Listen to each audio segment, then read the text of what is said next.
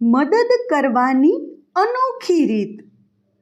મદદ કરવાની અનોખી રીત. આત્મસન્માન કેમ જાળવવું અને પરસન્માન કેમ આપવું. સોસાયટીમાં ઘરે બેઠા નાના નાના બાળકોને ભણાવતી એક ટીચરની ઘરે લોટ અને શાકભાજી ખલાસ થઈ ગયા. હંમેશા સાદગીથી રહેનારી ટીચરને બહાર મળતા મફત રેશનની લાઇનમાં ઊભા રહેવામાં સ્વાભાવિક રીતે ખૂબ સંકોચ થયો. ફ્રીમાં રેશન આપવાવાળા યુવાનોને જ્યારે આ વાતની ખબર પડી ત્યારે એ લોકોએ જરૂરિયાતમંદોને ફ્રીમાં લોટ અને શાકભાજી આપવાનું તત્કાળ પૂરતું બંધ કર્યું. આ તો બધા ભણેલા ગણેલા યુવાનો હતા.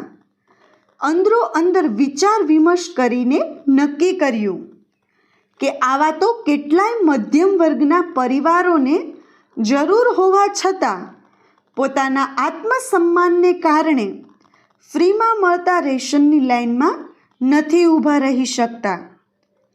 આ યુવાનોએ પોતાના વિચારો વડીલોની સમક્ષ વ્યક્ત કર્યા અને તેની સલાહ બાદ બીજા જ દિવસે ફ્રી રેશનનું બોર્ડ હટાવી દીધું ને બીજું બોર્ડ લગાવ્યું જેમાં લખ્યું હતું કે ખાસ ઓફર, કોઈ પણ શાકભાજી 15 રૂપિયાનું કિલો મળશે અને સાથે એટલો જ લોટ અને દાળ ફ્રી આપવામાં આવશે. આ બોર્ડ જોઈને ભિખારીની ભીડ દૂર થઈ ગઈ અને મધ્યમ વર્ગના મજબૂર લોકો હાથમાં 20-30 રૂપિયા લઈને ખરીદી કરવા લાઇનમાં ઊભા રહેવા લાગ્યા. એ ખાતરી સાથે કે હવે તેમના આત્મસન્માનને ઠેસ નહીં પહોંચે. આ જ લાઇનમાં બાળકોને ભણાવનારી ટીચર મોઢા પર પડદો રાખી હાથમાં મામૂલી રકમ લઈને ઊભી રહી ગઈ. આંખો ભીની હતી પણ મનમાં સંકોચ હવે નહોતો. પોતાનો વારો આવ્યો. જરૂરી સામાન લઈ પૈસા ચૂકવીને ઘરે આવી. સામાન ખોલીને જોયું તો જેટલા પૈસા ચૂકવીને રેશન લીધેલું એટલા જ પૈસા રેશનની સાથે પડેલા હતા. એણે ચૂકવેલા પૈસા પેલા યુવાનોએ સામાનની બેગમાં પાછા મૂકી દીધા હતા.